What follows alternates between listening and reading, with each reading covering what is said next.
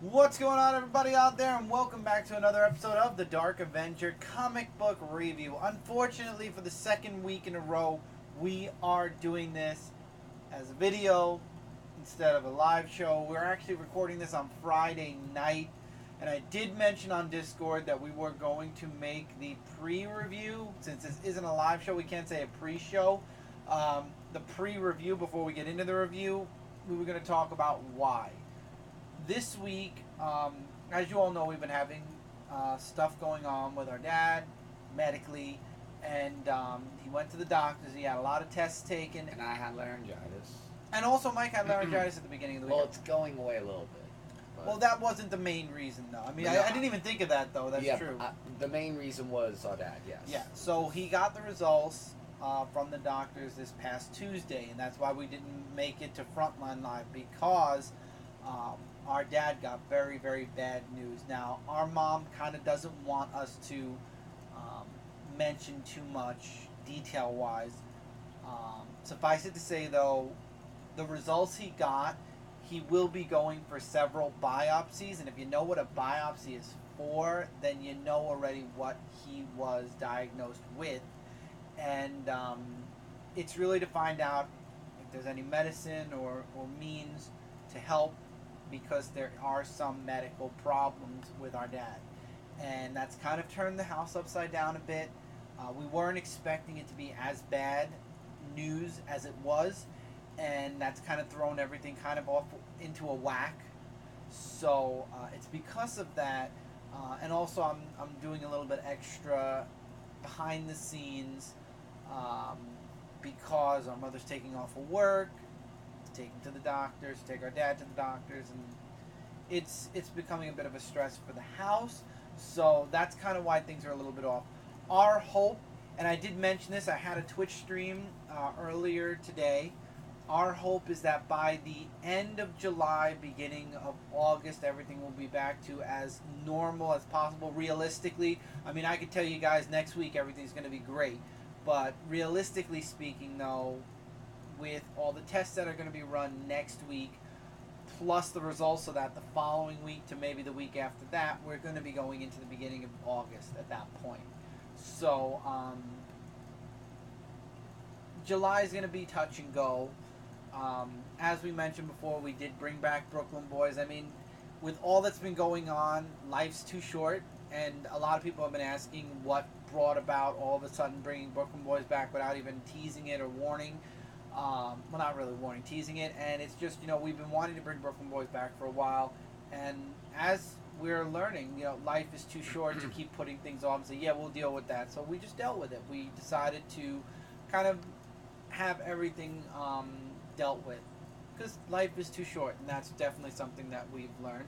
So we got Brooklyn Boys going on. Everything should be getting better for Frontline, so we'll be able to be back on Frontline soon. I should be doing some written stuff soon. It's just playing catch up. I mean, Friday, and we're just getting these books out, and I've only read 2 books from this past Wednesday so far. Oh, I didn't read any of mine yet. Honestly, no, I'm sorry. I read 3 now. I've read 3 from this past I gotta Wednesday. See what books I have, and Lord knows, yeah, exactly. I have no idea how many other books I have. I know there's a Power Ranger one that came out this week, so I have that. But there are a lot of books. Yes. And that's leading into a little bit of more cuts coming, possibly, for me. Not cuts as far as drops, more along the lines of cuts as far as casual reads for me. So I'll read them on my own kind of time instead of review-wise. But not really much that's going to cut into the reviews, because everything we do now is digital, so it shouldn't be an issue. Digitally-wise, go ahead. You want to jump down? Don't want to jump down. But that's really what's going on. That's the behind the scenes right now of what we're kind of going through over here. So I want to thank everybody for the patience and for the understanding as we're going through this. We appreciate that your understanding, especially with the late reviews right now and other videos being late and our absence on other shows like Frontline Live and whatnot. We appreciate that. And things will get back to normal. It's just, it all depends on, how the month goes. So, yeah, we're keeping our fingers crossed. We're staying hopeful, we're staying positive. But thank you all so much, and thank you all for everything.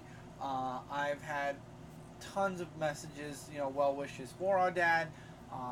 There have been, I'm not really, I was asked not to talk about it, so I'm not going to go too much into details, but there were people who've given monetary things to help out the family, and I appreciate that. I'm sorry, I know I said I wouldn't say anything, but I appreciate it. I won't say names or anything, but thank you all, everyone who's helped, everyone who sent a message, everyone who sent a well wish.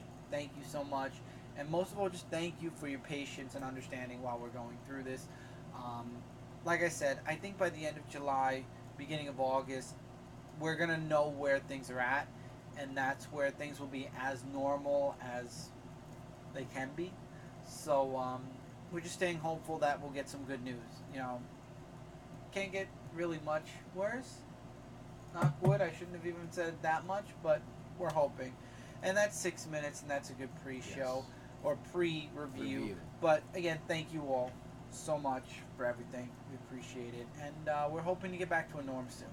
But until then, enjoy the stuff that's going to be on Brooklyn Boys.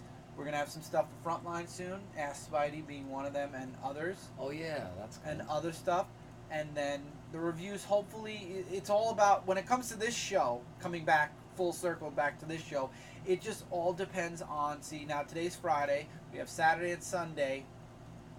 Unless I have a short week. I'm sorry, and we hope all of you out there had a happy and safe 4th of July. 4th of July. Mm-hmm. This past week. Yeah, so it all really just depends on how much reading I can do within the next 48 and a half hours. If I can get all the reading done, if I speed read through, if I don't have that many books, we'll have the review for you all on Monday. If not, then we're going to have to just keep pushing for Wednesdays until but we're going to try really hard to get back to the live show format starting next week.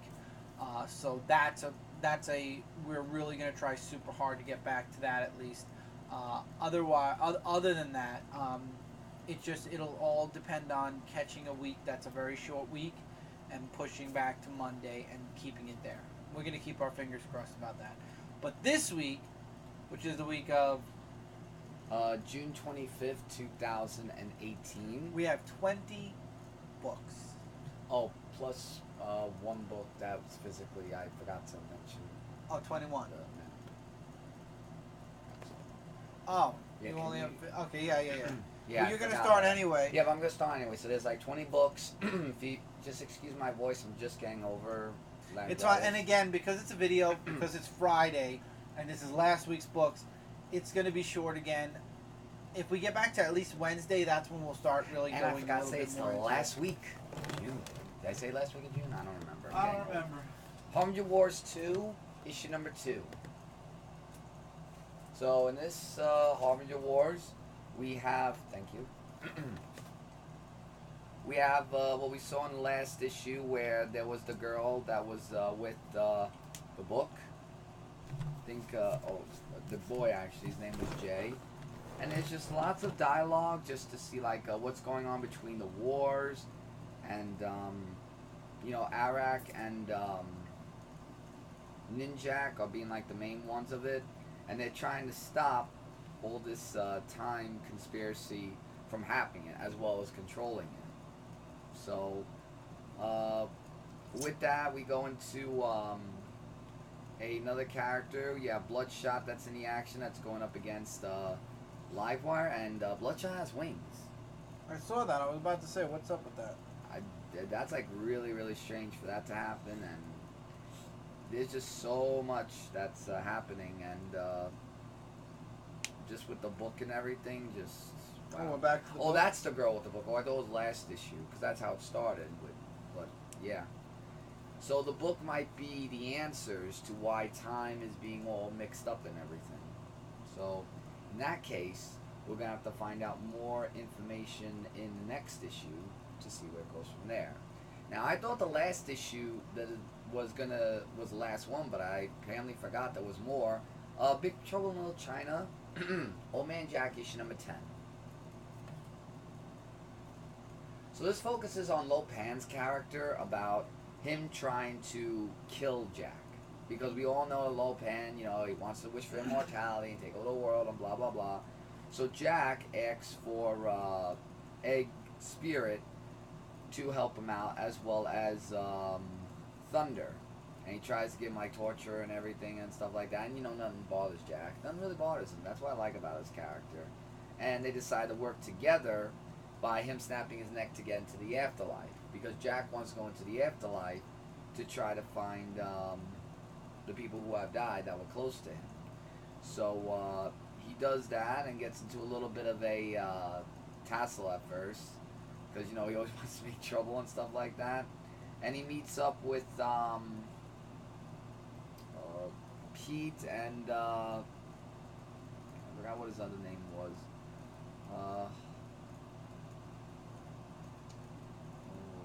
Well, anyway, everything gets calm and everything, so then he tries to find out, what's going on. And in the end, Jack gets to meet someone that he could reunite with, Gracie. I don't know if you meant the truck or the woman, but I'm guessing it's her for that. I heard that sound. I don't know what that was. I don't know either. But really interesting to see Jack go into the afterlife in that sense. So definitely something to pick up and read. Saga 53. Wow. The ending was the big shock factor. So the Will is back, and because of all that's happened to him in the past arc, he's decided that now he's going to get revenge for his dead girlfriend and bring in Marco and his family and get himself basically reinstated as a bounty hunter.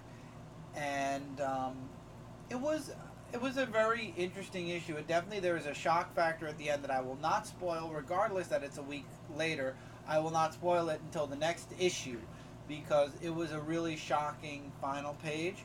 One thing I like about Saga, like Paper Girls and Birthright, which I miss Birthright so much, and I think we're not gonna have. Hasn't it been like a month or two? I've been waiting in DCBS. It's not coming back. I think they're taking a 6-month break, and if that's true, then I think that if not this month, the following month, it should be coming back. I think it's taking a break until the fall, release-wise. So, anyway. One thing I like is every chapter has a twist to it, and I think that we're at that point in this chapter where it's kind of setting up for the next chapter with the Will and Marco and what happened at the end of this issue that I almost spoiled. I don't want to talk about that. And the twisted girlfriend that was slaving the Will around, and also something happens to Alana in this issue. There's a lot of stuff that happens in this issue that's very spoiler heavy. Again, there's I think one more issue and then it goes on break. Because I know I didn't pre-order in DCBS, so I know it's going on break. So I think this month's issue, July's issue, is the last one for a bit. I've been loving Saga. If you've been reading Saga, this issue has a lot of setup for, well, not setup, but it's that time in the chapter where everything kind of, the shock factor starts. And I like it. I like where Saga's going. I'm very interested to see I'm excited for the next chapter already, and we didn't even finish this one yet. I'm excited for the next issue to see where this chapter's going to end up. I will say that. All right. Now, I didn't notice this, but the word legendary here, I didn't know that was spelled differently. Oh, I didn't know that either. Until I was looking at it. Maybe it's just a cover. Well, Legendary Red Sonja. I love that 5. cover. Yeah, this is actually a good cover. I was going up. Remember the old days where you took the camera and you used to zoom in, scan down and up? 1 to 100. How could Man, if you'd like to see how we started these reviews, 1 to 100, Mike used to zoom in, go from the top to the bottom, back to the top, and zoom out of every single issue. Yeah. So, excuse me. I gotta get a drink after. You get a drink after. So for this one, it's just Red Sonja who is looking for. Why do I forget these villains' names? Goth, Cullen Goth, and she wants to basically destroy him, but because he has like all these magic powers and whatnot, and she gets in these fight scenes like really something. But the only way to destroy what she wants to destroy, she finds out the magic to get rid of it, and it could be fatal death to her because the explosion could lead to her death. So she has a fight with this girl that's Cullen Gott's sidekick or whatever her name is, and they get into like this huge fight, and she gets Cullen Gott's really good with that sign that he can't escape and all that, so she escapes successfully, and she's known to be known as Queen Red Sonja or Queen Sonja. So that was actually something really like maybe the next volume could be Queen Sonja. Maybe. I mean, you know, I would really like that. I think that says the beginning at the end of the issue, so. Right, so it could be a beginning of a new volume as well as the new era. But we don't stop at that legendary Red Sonja because we have the original cover or original issue of Red Sonja, issue number 17. The ongoing, the main ongoing. Yeah, this is the main ongoing series. And the main ongoing series is kind of the same but a little bit different. She's trying to get to, I believe, Rome or something. And she wants to go for that sword that she's looking for. And she goes to Bello, the old man who knows the legend behind the sword. And it's like a real powerful sword that was once used by the Lord Scott, the greatest warrior.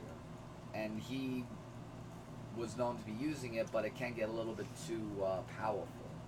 You know what happens when that happens. So with that, she could use that to fight off against the Cimmerians, I think that they're called. And lots of epic stuff's going to be happening because now she's going to say, since she visits Cimmeria, now she's going to be using the sword. So the Blade of Scott is what she's going to be using in the next issue. So that's really good. Now, before we get into... Should we get into this or should we get No, into do yours, do yours. Alright.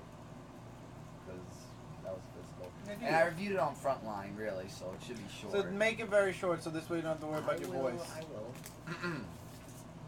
Exo Manowar issue number 16.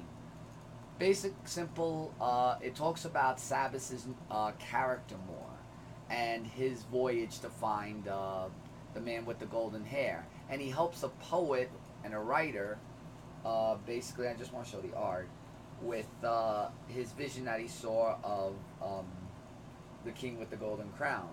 So he helps him out with that, and here's some artwork. The artwork is drawn phenomenal.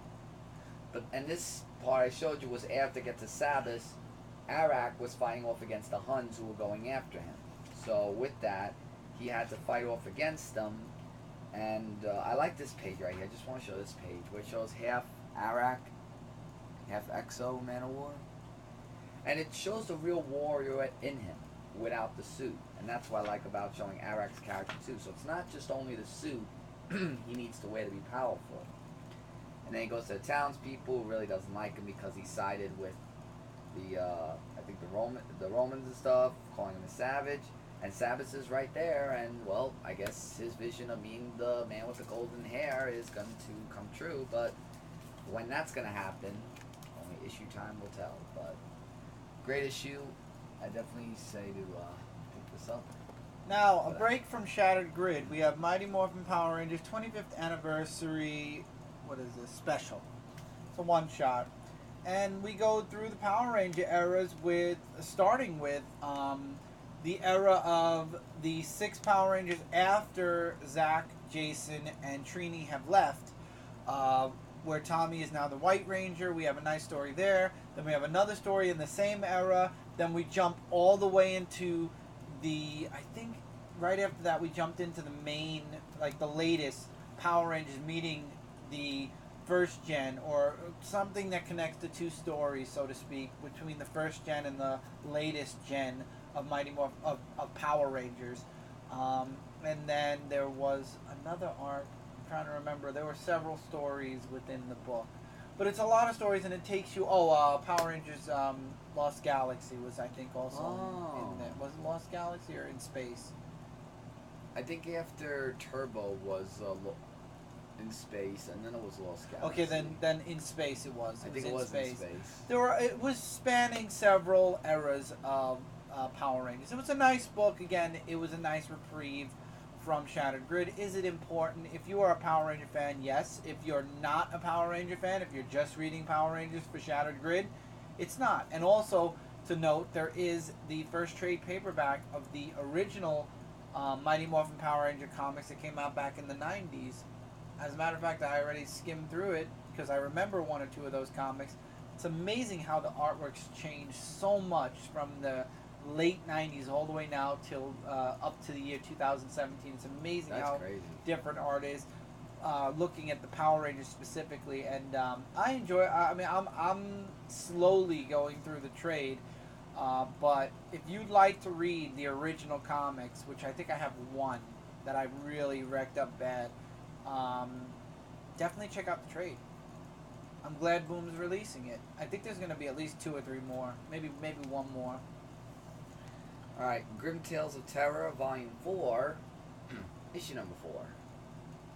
And you know me and Grimm Tales of Terror, I love a really great story, and they keep hitting it out of the park, basically, in every issue. But in this issue, talks about this guy who is a publisher for books, and he got a message from this person of Bamina Road. And Bamina Road is where they talked about his father being disappeared and whatnot. So he hires 2 people to actually go with him to find out where this Bamina Road is. With basically it's Atlantis for longitude, latitude of what he used for that. And they thought, oh, you're crazy, there's no way, but there is Lost Atlantis. And he meets with Princess Oceana, and I knew something was fishy because you know something's gonna happen. He gets to the ship, and his father he sees in the cage, and then they take him hostage, and they used his other friends as experiments. And oh my God, what an ending! Just that's what I like about a good story, because I'm like saying to myself, there's gonna be a twist. See, I know that because I'm the reader and I know what's going to happen. There's always a twist with the tale. But the characters don't know that, so that's what makes it even more interesting. So, definitely something you guys have got to read. The now ongoing series, though. Oh, yes, the ongoing series. My book of the week, Sonic the Hedgehog, issue number 6, Sonic versus Shadow. A brief fight of Sonic versus Shadow, actually, and I reviewed this on Frontline also. I like that cover. I just said, yeah, and I like this cover. I showed this on Frontline also. What is that? Wait, let me see that cover. It's a cross between Sonic No, and what Shadow. is that? The variant? That's the cover B. Yeah. We should totally try to get that cover. I know, and if I go to, and when I go to Comic-Con, I want them to sign it. So, Rouge the Bat and Shadow, you know, they find out Eggman Land's being built. Shadow, being stubborn, is like trying to go after him, where Sonic's trying to say he's not Dr. Eggman more, he's Mr. Tinker, and don't you dare. And Mr. Tinkler? Yeah, whatever. So they have this fighting battle. I love the artwork, though. And Sonic's trying to say, remember, he did all this, this, and that, so he's not all that bad. And Shadow's trying to say, but he did all this to you. I like the way he said here, you tried to destroy me in the past, too, remember? After all, if he can't be forgiven, can you? And that look right there, because he talks sense into him. And I thought that was something. And then he goes to Mr. Tinker and says Eggman Land is just basically a carnival for kids. But now, see, here's the thing, though. In the end, we see Dr. Eggman in the other place. Now, here's my theory of an hypothesis. I think Dr. Eggman created a clone of himself, saying that his name is Mr. Tinker when he took his memory, and using him as a distraction to Sonic so he could take over the world. I don't know. The real Eggman. I don't know. The answers are in the next issue. Next time, yeah, and that'll be next month. So I'm saying that's my hypothesis of what could be. Well, maybe not. Maybe I'm wrong. I mean, whatever happens.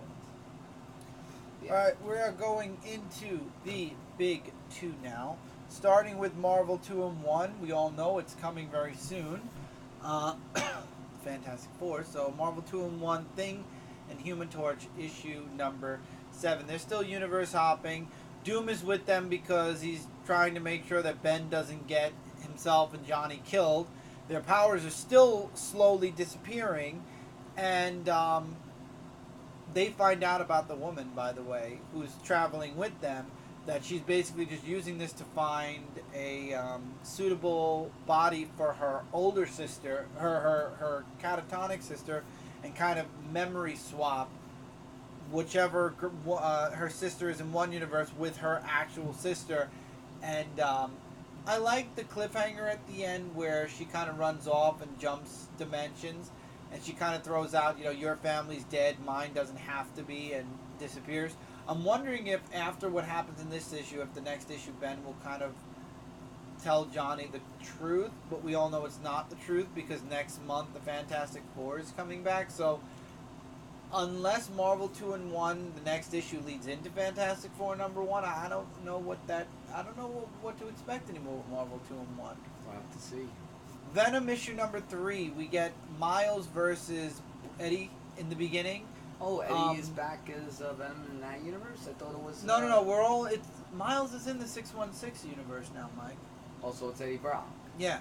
Oh. So Eddie's like, I don't know where, what happened to your mother, and if it was us, we're sorry, but we don't remember doing anything to anybody's mother. We only punish we protect the innocent kind of deal. And they end up going off after the symbiote god, and we finally see who's underneath the symbiote, and it's this person who is kind of guiding them all, or controlling them all, and he takes the Venom symbiote from Eddie and kind of corrupts it and puts it back on Eddie then, and that's how the book kind of ends. And it's interesting. I'm interested in seeing where this is going, and I have to say Ryan Stegman's artwork is spot on with this, but at the same time it's like, how much longer are we going to be dealing with this? Just out of curiosity, because also Miles gets taken out. My inquiry is after this also, what are we going to be getting? Because, and I actually am not doing it, but in August, there's going to be Venom. There's going to be Venom First Host, which is a mini-series talking about the first person to ever wear the Venom symbiote. And then there's another mini-series, there's another ongoing series where it's the Colonel we saw a couple of issues ago, Venom in Vietnam, when they used the symbiote during Vietnam, and it's that team that I guess we're going to be seeing also. And that's an ongoing. So we're going to have Venom in Vietnam years ago, the first wearers of the Venom symbiotes, and then we're going to have First Host, which is basically, once again, a mini-series. Way too much Venom, and obviously it's because the movie's coming out. I am probably going to read First Host just to see, digitally, and obviously I'll still be doing Venom, and I don't know about Venom. I think that's going to go into a casual read from the get-go, the Venom in Vietnam. But they're already, you gotta love Marvel. When a movie's coming out, they make sure to have 5 books to follow it. Thor issue #2, they're in hell. Thor and Loki are in hell, and Boulder, and Thor, and I forget what other god shows up. But they can't stand still, because standing still too long, you end up in a fight. Obviously, a lot of stuff's going on in hell. There's a war going on. Boulder the Brave. I said Boulder, the other one. Scourge. Oh, Yes, Scourge. But anyway, what happens is there's a force that's looking to dethrone Boulder from hell and kind of take over hell again, because Boulder is kind of not running hell the way they want. They want all the dark stuff to be going on. So it turns out, though, they have a secret weapon, and spoiler here, that secret weapon we find out in the very last page is oh god, why did her name leave me? Is Loki's daughter, no, Hela? I think so. But it's his daughter, it's Loki's daughter, who's coming back now to, I think it is Hela, to regain her control over Hell, basically. And that's where the book's left off. artwork is taking a little bit of time to get used to, but Thor is an interesting read. Again, Thor is not one of my favorite characters, and again, it's not like one of the books I always read. But at the same time, I'm gonna continue. For the name. No, it's okay. I'm gonna continue it. Obviously, I want to see the future Thor story, especially, and then we'll see where future goes. If anything, the furthest I see this book going is kind of like Mighty Thor with Jane Foster, it going into my casual read category, and just I can't review it because I'll be falling behind with it. But it is still interesting. Sentry issue number 1. Well, the Sentry. The Sentry issue number 1. It was okay. Again, Doctor Strange created a pocket universe for the Sentry, so he doesn't have to worry about being the Sentry anymore, or dealing with the darkness that's within the Sentry, whatever.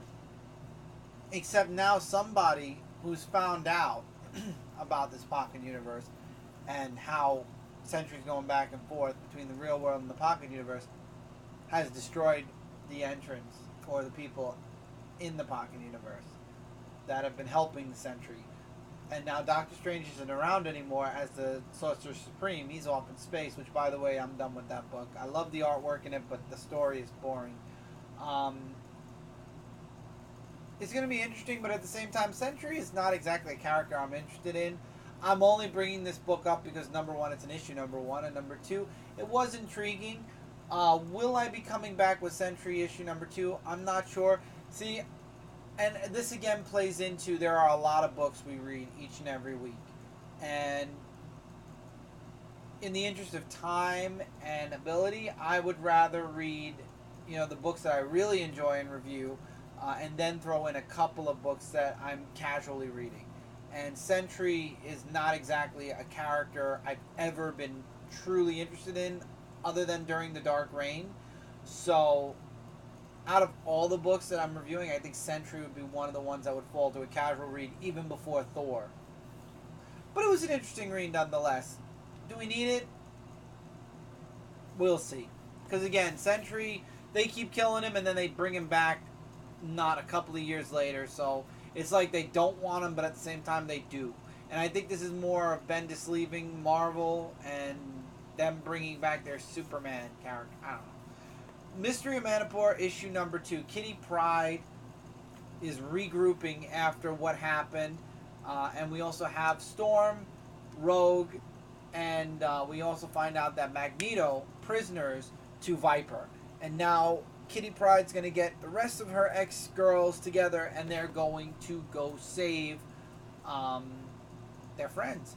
Also, Psylocke is, quote, dead, but obviously not. And then the end of the issue, we get to see Patches, which is Wolverine. I love how we're seeing Wolverine in every single book. We've seen it in Daredevil's story. We've got it hinted in the claws of the one with Dawkins and Sabretooth and Lady Deathstrike, the ones that want to make sure he stays dead. We now have him here, and there's hints of it in Adamantium. Oh, no, I'm sorry. Adamantium has Laura Wolverine in it. So there's a Wolverine now in every book except for Claws of a Killer. That one is just being hinted, and we saw it in the first issue so far. We saw him in the first issue, not the second. So I think Wolverine using this is in this arc, in this hunt for Wolverine. I think he's using the Space Stone right now. I think this takes place before Infinity Countdown. I think that by the time all these minis are done, we're going to get the Return of Wolverine, which is what's being advertised there, which is a one-shot. And then, oh no, I'm sorry, the one-shot's in August, so I already pre-ordered that, which is the end of the hunt. It's like the epilogue to everything that's that's been happening in the hunt. And then Wolverine issue number 1 is coming out, I believe, in September. I will be getting Wolverine issue number 1, obviously. Let's keep our fingers crossed that it's an awesome, epic return. And with that, that's it for Marvel. And we go into DC, but we're starting with a book that came out 2 weeks ago. No, last week. I know. Well, for us, for this episode, It was last week, yes. So, Batman-Prelude to the Wedding Part 4, Red Hood versus Anarchy. issue number 1, or just the issue 1. And in this one, I wasn't really too crazy about the artwork in this one. Like, it was a little bit sloppy, kind of. But it's just basically Jason Todd, who is doing his crime fighting and everything, and he talks to these thugs about, you know, that he was the former Robin who died and came back to life. We all know that story. And then it goes to Anarchy, aka Monkey Spider, real name Lonnie Machin. I mean, you know Anarchy? Well, he was in an arc of the detective. Okay, well, several actually. Because I thought I read it somewhere. So he does his job while all these thugs are still roaming the streets, and then Anarchy actually comes into the mix, and then he tries to stop Red Hood from killing people because he doesn't actually do that. And he's like saying, you know, anger is what makes him do things differently than Batman does. So they have like a different thing for each other and everything. And then the Joker actually comes in this, and this happens. He's in every issue for some reason. Well, it's gonna lead into the next issue, which is gonna be your book that's up next, and that is Joker or Harley Quinn versus Joker. Yeah.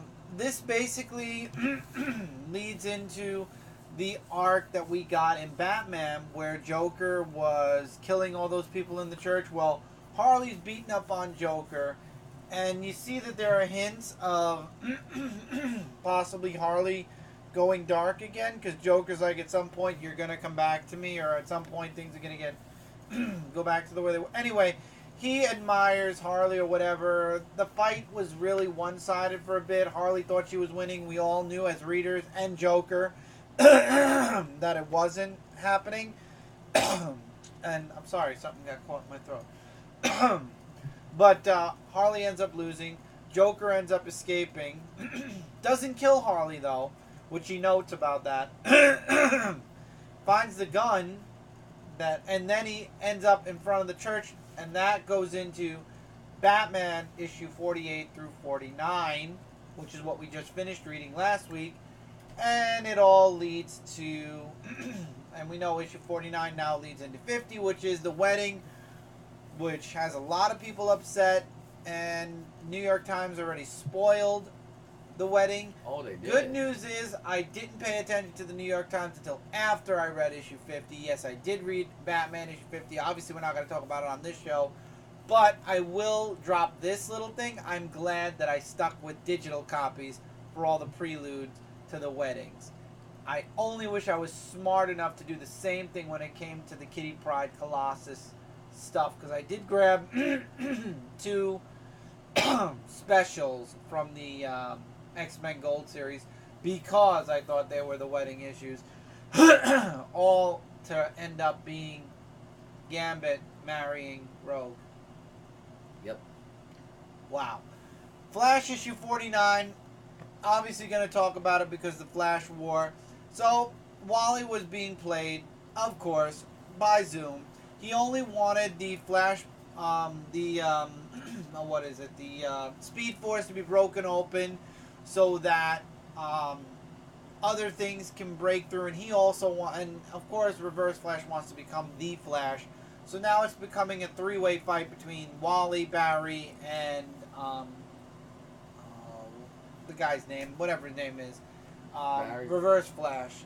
Wally's Reverse Flash. And it was all a trick, of course. And the Justice League try to stop Wally. Everyone tries to stop Wally, even Barry, and it fails. And now the Speed Force is open. What's next? Next issue, 3-way fight between the Flashes. I'm very interested Which to see Flash what do you happens think next. would win? Obviously, Reverse Flash isn't. And I don't know why I threw this in the middle. I should have actually put this first. It's my fault because I was running through it. But the Terrifics are one of my favorite books anyway, issue number 5. And I love how the book is broken off into 4 panels. You have Mr. Terrific trying to figure out a solution for Phantom Girl. Phantom Girl, obviously, at first writing in her diary and then being with Mr. Terrific. And she actually drops a deep question that kind of leads to an awkward moment where Mr. Terrific kind of is like, oh, we're done testing for today. You've got Metamorpho telling his girlfriend that once he's cured, once this whole thing with the dark universe, the connection between the four of them is broken, he's leaving, with or without his girlfriend, because he knows that the father's crooked, and the daughter doesn't want to listen, his girlfriend doesn't want to listen, then she can stay with him if she wants, but Rex is leaving. Plastic Man is reaching out to his, I guess, girlfriend. Now, this is funny. He has a son, because it's dropped here in the Terrifics. Do you remember the cartoon where it was Plastic Man and his son? Why is it fading a little bit? There was Plastic Man, and then there was a younger version of Plastic Man. I think I remember it. I have a feeling that they're dropping hints about the son right now, but it would be really cool if they did something like they did back when I was a kid and they had Plastic Man and his son who... Oh, wait, I remember. Yeah. It'd be interesting to see Plastic Man and son. But anyway, Crisis happens, and it turns out, at first I think it's Metamorpho somehow, but there are people being turned into tons of Metamorphos, and he gets attacked, and we find out that the Keeper of the Elements wants to be free now, so he wants to take Rex and make him the Keeper now, trapped in the Pocket Universe, and he wants to be free. It was a very interesting ending, and the other three are trapped there as well, but they're all separated, and they can't get too far from each other, because if they do, obviously, we know what happens. Very interested to see what happens next. I'm very reluctantly interested in seeing Batman Detective Comics issue number 963, where this is going. 83. Batman enlists the help of Black Lightning because somebody in Gotham who knows Batman and knows Batman's Bruce Wayne is targeting the Bat family, claiming once again, and this is not the first time this has happened, that they're making Batman weaker because he's basically taken the fear of Batman. He's taken Batman and he's shared the logo, his bat symbol with so many other people that now people, instead of being afraid of Batman, they're not. The fear of Batman is kind of gone because it's been diluted because he's given so many other people his symbol. And Duke, in the beginning of the issue, he gets the brunt. He gets the first attack. And so he enlists the help of Black Lightning because he needs somebody outside. This is the beginning of Batman and the Outsiders, if you don't see the hints drawn here. Because he needs help. And he wants to bring Black Lightning to Gotham for help. Black Lightning is kind of questioning himself and his suit and his powers. And Batman wants to help him. And in the end, whoever this person is that's claiming people are making Batman weak is ready to attack Cassandra. To be continued. Very interested to see where this goes, but at the same time I'm reluctantly interested because now all of a sudden it's like Tim's gone, Batwoman's gone. It's like I was so used to, since Rebirth, I've been so used to the core Bat family being in Detective. It's gonna be weird. Unless maybe it's just for an arc or two and then they're gonna I don't know. I don't know what they're doing with Detective now, but I'm interested. Hal Jordan and the Green Lantern Corps, issue number 47. Guy Gardner versus Arkillo. And Hal Jordan fighting against Hector Hammond, who is trying to make Hal Jordan forget who he is. We don't get to see Jon Stewart in this issue. It's literally a Hal Jordan, Guy Gardner, and then also a little bit of Kyle Rayner story here. Kyle Rayner, obviously, let's do Kyle first. He convinces, what's his name? Why did his name leave me completely right now? No, I was just checking this one. Oh, shoot. The son of Darkseid. Wow, why did it... Orion. He convinces Orion to go with him to help against the Dark Stars. Hal Jordan, fighting against Hector Hammond's, his inner will, fights against Hector Hammond, and eventually he becomes Green Lantern again, and Hector Hammond says this was just a test because you were questioning yourself, you were questioning a lot of things, so now I did this to show you that you don't, that all those things that you were feeling are just feelings, you know, your will is strong enough, and you know what's right and wrong, and Hal Jordan's like, and don't you forget it. With Guy now, Arkillo finally breaks through Guy, and we find out it was all a trick. Guy wanted to go into the Dark Star suit to see how it runs. And obviously his willpower overpowered the Dark Star suit, but it's kind of like the Borg. Once you are a Dark Star, you have the whole unity, you have all the Dark Stars in your head, and it basically brainwashes you almost to want justice and nothing more. And this kind of is going to lead into Tomar 2. Basically, he could be being brainwashed by the suit. We'll see where all this comes to a head. I believe we have 2 more issues of this, and then Hal Jordan is actually ending. Wow. Yeah, I'm very sad, but I think that Hal Jordan's going to be going into Green Lantern. I think that Green Lanterns is ending as well, possibly, and we're going to get Green Lantern and maybe the Green Lantern Corps, those 2 books instead. I'm okay with that. Hal Jordan book and a Corps book. I can live with that. I'll have to wait and see. And then finally, Man of Steel issue number 5. Now wait a minute. I see this cover. Are they repeating the? No, that's not the covers. Just are the through the eras of Superman. Oh, because I wanted to look through this. One thing I'm very happy that Bendis fixed was the fact of the supernova power. It doesn't take away Superman's powers anymore, because in the very beginning of this book, Superman is dragging Rago, whatever his name is, to the moon, and they end up fighting on the moon. But unfortunately, Superman gets the bad guy gets the better of Superman. And a lot of the book now is Jor-El wanting to take John on a journey through the galaxies to teach him. Jor-El wants to do what the Jor-El and the Fortress of Solitude did for Clark. Except, obviously, Jor-El's alive, so he wants to take John with him across the galaxies and give him the knowledge like the way Clark got it at the Fortress of Solitude. Now, John wants to do it, and he doesn't care what his parents think. He just wants to be back in time for school. So obviously this whole trip to space, I believe, is only it's only going to be for a short time, or it's going to be basically the entire Bendis run, the entire first arc for Bendis, because apparently he has 2 stories that he's going to be telling over the course of the next year for the next 12 issues for Action and for Superman. And it's a year-long event, or a year-long story. It's a 12-issue story, which 2, 4, 6, 8, 10, 12 would normally be, I don't even know why I did that. Normally, when Superman was doubled up, would only take a half year for each book. But I guess to keep Bendis on the book for a full year, that's why they're bringing out only 1 a year. Will Bendis be leaving Superman after these 12 issues for each title? I don't know. And I'm interested to see where he's going. But anyway, my one gripe here is Jor-El was brought in by Dr. Manhattan, and then Dr. Manhattan took him away. The one thing that has me scratching my head, and yes, I did read the last issue already. Obviously, I'm not going to review it here, but I did read Man of Steel number 6.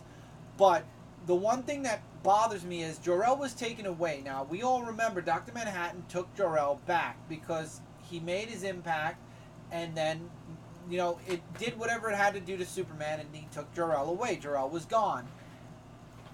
Out of nowhere, Jor-El's back. No reason to no answer to how he's back, why he's back.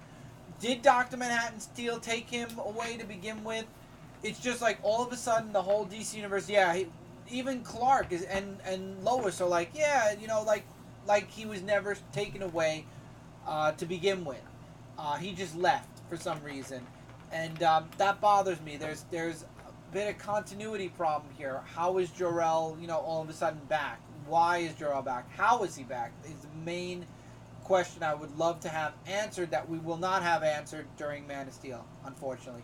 So we don't know how Jor-El's back. He's just magically poof back. No Dr. Manhattan, unless it's something that's going to be explained during Doomsday Clock, maybe. Maybe somehow Jor-El is brought back through Doomsday Clock, and it's just because Doomsday Clock is super delayed. We just have Jor-El back now. It'll be explained later. I don't know, but if it's not explained in Doomsday Clock, I'd love to know how Jor-El's back, and because he was taken away, and why Clark and Lois are like, oh yeah, he's still here. We just,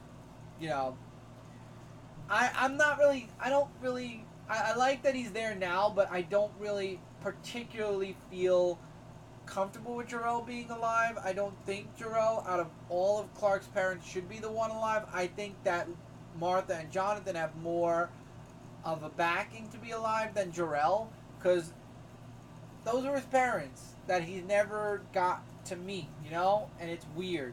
But anyway, John wants to go, whether his parents want him to or not. He's like, I'm going to go whether you want me to or not. And then we jump back to the present. Supergirl ends up bringing Superman, finding him on the moon, bringing him back to the Justice League, who are actually helping out Metropolis, still dealing with those random fires. But she brings him back to the Hall of Justice. He gets revived. Supergirl took care of all the stuff at the fortress, and then that's where they're starting to figure out, who is this dude? What is he doing? And if he claims that he destroyed Krypton to cleanse the universe of Kryptonians, what will he do to the adoptive planet, to the last surviving Kryptonians? And that's where Superman shoots off and ends up in the center of the world, where this thing, where the bad guy has this machine that's going to basically destroy the Earth. What's going to happen next? To be continued. So, to be concluded, the fight at the Earth's core to save the Earth, apparently. And in the next issue, we find out what happens to John and Lois. We find out what's going to happen with the bad guy, and where we move forward in, I guess, both Superman and action. We'll talk about issue 6 in the next episode, because this episode is done now. Right? Yep. Okay. Want to make sure we have all our books done. And that's it for this review, guys. As always, now it's your turn, especially because this is a video. We'd love to hear from all of you. Your thoughts about the books that came out this week. Likes, dislikes, agree, disagree. We hope to hear from you all in the comments, especially because, once again, we could not do this live. So definitely, please let us know in the comments what you thought about any of the books we talked about here, or any of the books we didn't talk about here. We'd love to hear from you. Thank you all so much again for all the support, the understanding, and the well wishes. We really, really appreciate it. We hope to have this show back to a live format by next week. Links in the description below. All the social media connected to Dark Avenger. I have to put the Brooklyn Boys links back, I believe. Comic Frontline.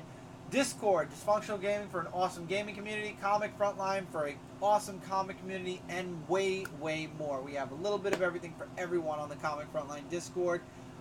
We are active on the Discord, so definitely pop by if you haven't already. There's a donate button, as always, if you'd like to donate to the channel to help the channel. You are welcome to. It is not a requirement. It is always just something extra to help get us to the goals that we have set for ourselves faster. If not, we're going to get there on our own, abilities. It'll just be a little bit slower, but we'll make it there. Thank you all so much once again. Take care, everybody. Keep reading, keep collecting, and we hope to see you guys live, if not next Monday, next Wednesday.